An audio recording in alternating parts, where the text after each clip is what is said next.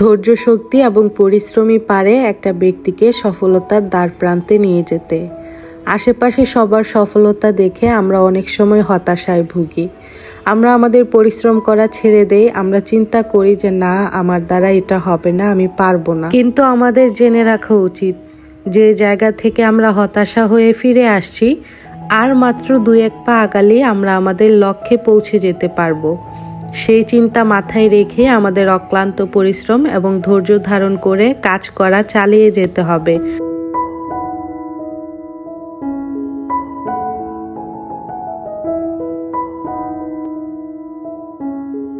Hello everyone, আসসালামু আলাইকুম।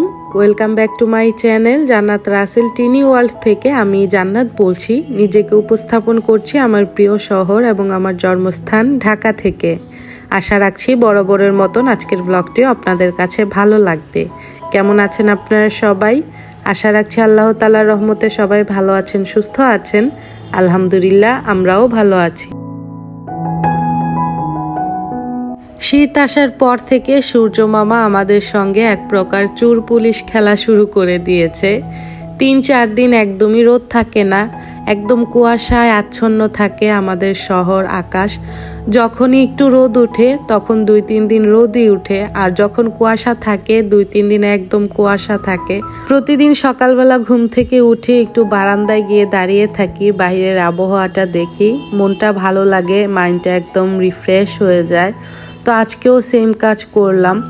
ডিসেম্বরে ছেলেরা অনেক বেশি আনন্দ করেছে, পড়ার মধ্যে কোনো রকম ওদের বসাতেই পারিনি।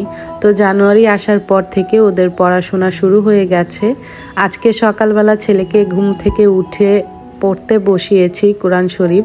প্রতিদিন সকালে যদি কোরআন শরীফ পড়ে তাহলে গলাটা সুন্দর হয়, পড়াগুলো মনে থাকে। তো আজকে অনেক দিন পর ছেলেকে কোরআন শরীফ পড়াতে বসালাম।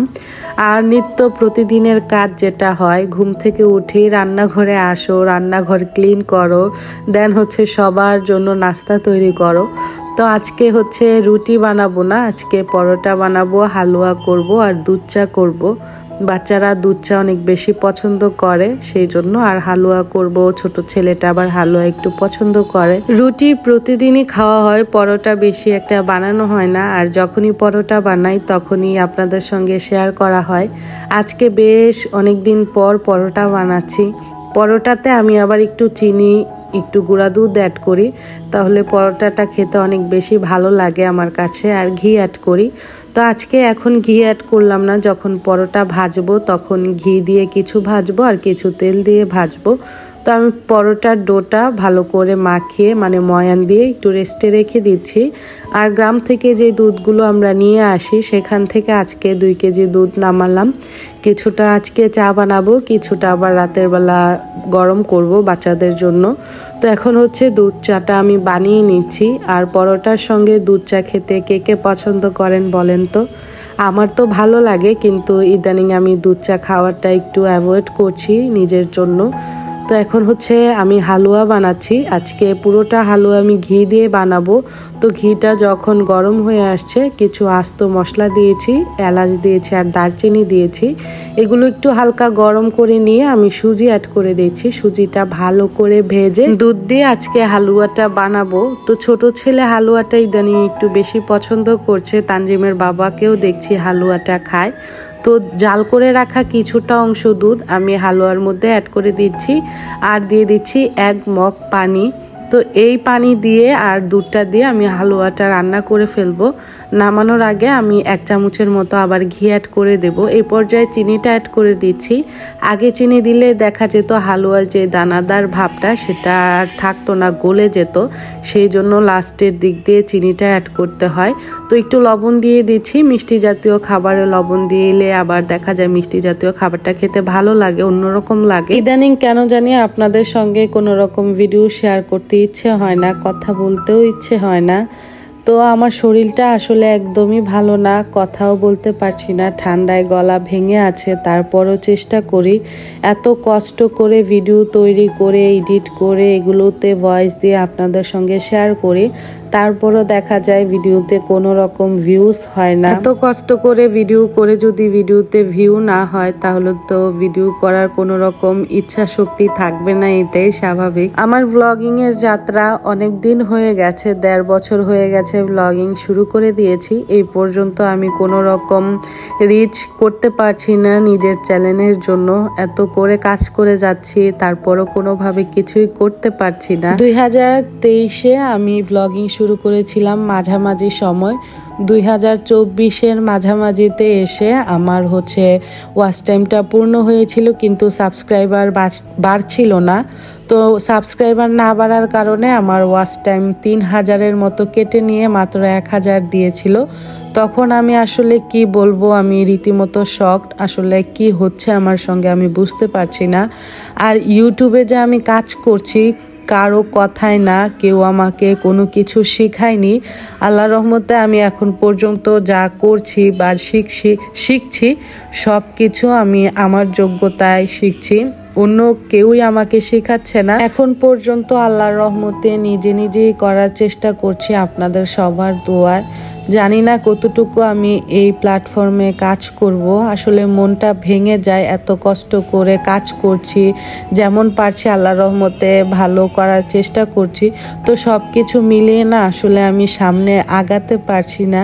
এখন কি হয়েছে, আমার সাবস্ক্রাইবার বাড়লেও আমার ওয়াচ টাইমটা একদমই আমি বাড়াতে পারছি না। কি করব আসলে বুঝতে পারছি না। যেহেতু আমার ওয়াচ টাইমটা আগে বেড়েছিল, সাবস্ক্রাইবারের জন্য ওয়াচ টাইমটা কেটে নিয়েছে। এখন আবার অন্যরকম ভয় মনের মধ্যে ঢুকে আছে যে সাবস্ক্রাইবার যেহেতু হয়েছে, ওয়াচ টাইমটা হচ্ছে না, হয়তো বা আবার আমার সাবস্ক্রাইবারটা কেটে নিবে। এই চিন্তা আসলে কি বলবো, আমি মানসিক রোগী হয়ে যাচ্ছি দিন দিন। এখন আর আমার কোনো কিছুই ভালো লাগছে না। ইচ্ছে করে আসলে এই ব্লগিং বা ইউটিউব যাত্রা থেকে নিজেকে সরিয়ে ফেলি। ইউটিউবে এসে আসলে বুঝতে পেরেছি ইউটিউবে কেউ কারো ভালো দেখতে পারে না। কে কিভাবে কথাটা নিবেন আসলে আমি জানি না। আমি এই পর্যন্ত অনেকের কাছে সাহায্য চেয়েছি, সাহায্য বলতে একটু হেল্প চেয়েছি যে কিভাবে করলে ভালো হয়, আমাকে কিছু পরামর্শ দেওয়ার জন্য। অনেকের কাছে আমি এভাবে কমেন্ট করেছি, তো তাদের থেকে কোনো রকম আমি রেসপন্স পাইনি। এক প্রকার মনের অনেক বড় কষ্ট নিয়ে তাদের দরজা থেকে আসলে ফিরে এসেছি। তো এখন আল্লাহর উপরে তাওয়াক্কুল করে আছি, জানি না সামনে কি হয়। আল্লাহর রহমতে আল্লাহ যা ভালো মনে করেন সেটাই করবেন। কিন্তু আমি আপনাদের সবার কাছে একটা পরামর্শ চাই। যদি আমাকে আপনারা ভালোবেসে থাকেন বা আমার ব্লগ পছন্দ করে থাকেন, আপনাদের কাছে আমি একটা পরামর্শ চাই। আপনারা আমার থেকে কোন ধরনের ভিডিও চান, লাইফস্টাইল না রান্না বান্না না কিরকম ভিডিও চান, আপনারা আসলে আমাকে একটু প্লিজ কাইন্ডলি জানাবেন, তাহলে আমার জন্য অনেক বেশি হেল্পফুল হয়। যেহেতু এখানে আমি কারো সঙ্গে পরামর্শ করে কোনো কাজ করছি না। অনেক আপুদেরই দেখি তাদের একটা গ্রুপ আছে, তারা একসঙ্গে কাজ করে, কিভাবে কাজ করলে ভালো হয় সেটা নিয়ে তারা ডিসকাস করে। তো আমার আসলে এমন কোনো আপু বা কোনো ব্যক্তি নেই যে আমি তাদের থেকে কোনো রকম একটু পরামর্শ পাবো কিভাবে করলে ভালো হয়, সেই পরামর্শ অনুযায়ী নিজের চ্যানেলটাকে চালাবো, এরকম আমার কাছে আসলে কেউই নেই। যা করছি নিজের মাধ্যমেই করছি, নিজে বুঝে শুনে করছি, এই অবস্থাতেই আছি। তো আসলে মাঝে মাঝে খারাপ লাগা থেকে আর কি কথাগুলো বলা। আমার এই ব্লগিংয়ের বয়সে আমি এখন পর্যন্ত এই কথাগুলো আপনাদের সঙ্গে আসলে শেয়ার করিনি। আজকে কথাগুলো বলতে বাধ্য হলাম, যেহেতু এতদিন হয়ে যাচ্ছে আমি কোনো রকম কিছু করতেই পারছি না। আরেকটা জিনিস আমি অনেক ভালোভাবে বুঝতে পেরেছি, সেই বিষয়টা হচ্ছে এখানে কাজ করতে আসলে কখনোই একা করা সম্ভব নয়। নিজে ভিডিও করলে অন্যের ভিডিও দেখতে হয়, অনেক সময় দিতে হয়। আসলে এগুলো আমি জানতাম না, দিন দিন এগুলো জানছি, শুনছি। আগে আমি যাদের ভিডিও দেখতাম, যাদের ভিডিও আমি এখন দেখি, তাদের ভিডিও আগে থেকেই ভালো লাগা থেকেই দেখা শুরু করে দিয়েছি। কিন্তু নিজের লাভের আশায় আমি কখনো অন্যের ভিডিও দেখি না। অনেকেই আমার ভিডিওতে এসে কমেন্ট করেন, তাদের কমেন্ট ধরে আমি আবার তাদের ভিডিওগুলো দেখে লাইক দিয়ে আসি। কারণ আমি জানি এই জায়গাতে কাজ করলে যে কতটা পরিশ্রম, ধৈর্য নিয়ে কাজ করতে হয়। দিন শেষে যদি একটু সফলতার মুখ না দেখি তাহলে কিন্তু অনেক বেশি কষ্ট লাগে, যে এই কষ্টটা আমার মধ্যে এখন আছে, সেই জন্য চেষ্টা করি ছোট থেকে ছোট ব্লগারদের ভিডিও আমি একটু দেখে তাদের ওয়াচ টাইমটা যদি একটু বাড়িয়ে দিতে পারি হয়তো তারা খুশি হবে, সে আশায়। আমি যখন ব্লগিং করতে করতে এক প্রকার হতাশার মধ্যে ভুগি তখন আমার ছেলেরা, আমার বোন, আমার আম্মা আমাকে অনেক বেশি সাপোর্ট দেয়, আমাকে মোটিভেট করে। তো তাদের থেকে উৎসাহ পেয়ে আমি আবার নতুন করে কাজ করি। তো বলা যায় যে তাদের উৎসাহে তারা আমাকে এক প্রকার মানে রেলগাড়ির মতো চালাচ্ছে, যতদিন চালায় আমি ততদিনই চলি। যখন মন থেকে একদম ভেঙে পড়ি তখন আর কোনো রকম ভিডিও করি না বা আপনাদের সঙ্গেও শেয়ার করি না। এখানে কাজ করলে যে শুধু সবার ভিডিও দেখতে হবে তাহলেই কিছু করতে পারবো এমন হলে তো আসলে কাজ করা একদমই সম্ভব না। ভালো লাগা থেকে যাদের ভিডিও দেখি তো দেখি, তো এত মানুষের ভিডিও দেখা আসলে আমার পক্ষে কখনোই সম্ভব না। আমার সংসার আছে, আমার হাজবেন্ড আছে, বাচ্চা কাচ্চা আছে, বাচ্চাদের পড়াশোনা, সংসার চালানো সব কিছু আমারই করতে হয়। আবার নিজে ভিডিও করা, শ্যুট করা, তারপর এগুলো এডিট করে ভয়েস দেওয়া। একটা মানুষ আসলে এত দিক মেনটেন করে কখনোই চলতে পারে না। যদি চলে সর্বোচ্চ 1 দিন 2 দিন, তারপর কিন্তু নিজে আর শরীরটা আর চলে না, তখন মনের শক্তিটাও ভেঙে যায়, দুর্বল হয়ে যায়। লাস্টের এই 2-3টা ভিডিওতে যে ভয়েস দিয়েছি এগুলো আমার মনের বিরুদ্ধে দিয়েছি, একদমই মুখ দিয়ে কোনো রকম কথা বের হচ্ছে না। কি বলবো আসলে বুঝতে পারি না। একটা ভিডিওর ভয়েস দিতে গিয়ে দেখা যায় আমার 3 ঘন্টা 4 ঘন্টা সময় চলে যায়। নিজের যে একটা যত্ন, নিজের যে খাওয়ার টাইম, আসলে সেই টাইমগুলো, নিজের পার্সোনাল টাইমগুলো তো আমি ভুলেই গিয়েছি। তারপরও আসলে কাজ করে যাচ্ছি, জানি না কতদিন করতে পারবো, ঠেলা গাড়ির মতন আর কি চলছি। তো এখন হচ্ছে আমি রান্না বান্না করব দুপুরের। বাচ্চাদের কিছু শীতের জামা কাপড় আনা হয়েছিল, সেগুলো আপনাদের সঙ্গে শেয়ার করলাম। এখন দুপুরে রান্না বান্না করতে রান্নাঘরে আসছি। আজকে হচ্ছে ফ্রাইড রাইস করব আর হচ্ছে চিলি চিকেন করব, বাচ্চাদের জন্য একটু চিকেন ফ্রাই করব। আগের কিছু পোলাও ছিল সেগুলো ডিপে রেখে দিয়েছিলাম, আজকে এগুলো দিয়ে আর কি ফ্রাইড রাইস বানাবো।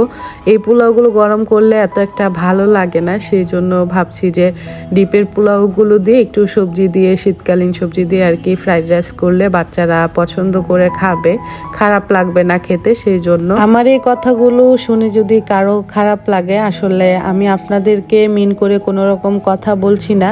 কেউ যদি ইচ্ছে করে কথাগুলো গায়ে লাগায়, শরীরে লাগায়, সেক্ষেত্রে আমার আর করার কিছু নেই। আজকের এই কথাগুলো বলাতে আমি কোনো রকম কাউকে সরি বলবো না, যেহেতু আমি কাউকে মিন করে কথা বলছি না। আমার জায়গা থেকে আমি আর কি দুঃখগুলো প্রকাশ করছি আমার সঙ্গে ঘটে যাওয়া। এই প্ল্যাটফর্মে এসে যে শুধু দুশ্চিন্তা আর হতাশায় ভুগেছি বিষয়টা কিন্তু তেমন না। এখানে এসে অনেক ভালোবাসার আপুদেরও পেয়েছি যারা নিঃস্বার্থভাবে আমার সঙ্গে পথ চলা থেকে এখন পর্যন্ত আছে। তো সেই আপুদের কাছে আমি অনেকভাবে কৃতজ্ঞ থাকব। বিশেষ করে আমার প্রিয় একটা আপু আছে, বৃষ্টি আপু, উনি আমাকে অনেক বেশি হেল্প করেছে। এত দূর থেকেও যে চিনা নেই জানা নেই মানুষ যে এতভাবে হেল্প করতে পারে, আসলে এই আপুকে দেখলেই বোঝা যায়। তো ওনার জন্য আমি সবসময় মন থেকে দোয়া করি। নিঃস্বার্থ ভালোবাসা আসলে একেই বলে। তো কিছু কিছু আপুরা আছে যারা কিনা নিঃস্বার্থভাবে ভালোবাসা দিয়ে যায়। আর ভালো খারাপ নিয়ে আর কি দুনিয়া, সব জায়গায় ভালো খারাপ নিয়ে আছে। কেউর ভালো আসলে কেউ দেখতে পারে না, এটা স্বাভাবিক, সত্যি কথা। খারাপ লাগলেও কথাটা কিন্তু সত্যি। তো এটাই বলতে চাই, আপুদের ভালোবাসা পেয়ে আমি এতটুকু এসেছি। আপুর ভালোবাসায়, আপুর থেকে মোটিভেট পেয়ে কাজ করে যাচ্ছি, কাজ করছি প্রতিনিয়ত। আশা ছাড়ছি না, ইনশাল্লাহ দেখি কতটুকু করতে পারি। নিঃস্বার্থভাবে কাজ করলে নাকি আল্লাহ তাআলাও কোনো না কোনো এক পর্যায়ে গিয়ে তাকে আর কি খুশি করে দেয়। তো সেই খুশির আশাই আছি। তো যে আপুরা আমাকে ভালোবাসেন, ভালোবেসে প্রতিনিয়ত ভিডিওগুলো দেখে যান, সে আপুদের কাছে পরামর্শ চাই, আমাকে কিছু পরামর্শ দিয়ে যাবেন কিভাবে কাজ করলে আমি সামনে আগাতে পারবো। প্লিজ আমাকে একটু বলবেন। আজকের ভিডিওটা শেয়ার করার মেইন রিজনই হচ্ছে আপনাদের সঙ্গে মন খুলে কথাগুলো বলবো, মনের কষ্টগুলো আজকে আপনাদের সঙ্গে শেয়ার করব। আমি আপুদের মতো এত সুন্দর করে গুছিয়ে কথা বলতে পারি না, মনে যেটা আসে আমি মুখে মুখে সেটাই বলে দেই। এত সুন্দর করে সাজিয়ে গুজিয়ে কথা বলার যোগ্যতা আল্লাহ তাআলা আমাকে দেন নাই, সত্যি কথা। আজকের ভিডিওতে যদি কারো কোনো কষ্ট লেগে থাকে সবার কাছে আমি ক্ষমা চাচ্ছি। আজকে অনেক ভুলভাল বলে ফেলেছি, সবাই আজকে একটু কষ্ট করে শুনে এবং ক্ষমা সুন্দর দৃষ্টিতে দেখবেন। আজকে আপনাদের কাছ থেকে আমি বিদায় নিচ্ছি। যদি ভালো লাগে ইনশাল্লাহ নতুন কোনো ভিডিওতে দেখা হবে। সবাই ভালো থাকবেন, সুস্থ থাকবেন। প্লিজ আমার জন্য দোয়া করবেন। আর প্লিজ আপনারা যদি কোনো পরামর্শ দেন, আপনাদের কাছে আমি অনেক অনেক বেশি ঋণী এবং কৃতজ্ঞ থাকব। সবাই ভালো থাকবেন, সুস্থ থাকবেন, আমাদের জন্য দোয়া রাখবেন। আসসালামু আলাইকুম, আল্লাহ হাফেজ।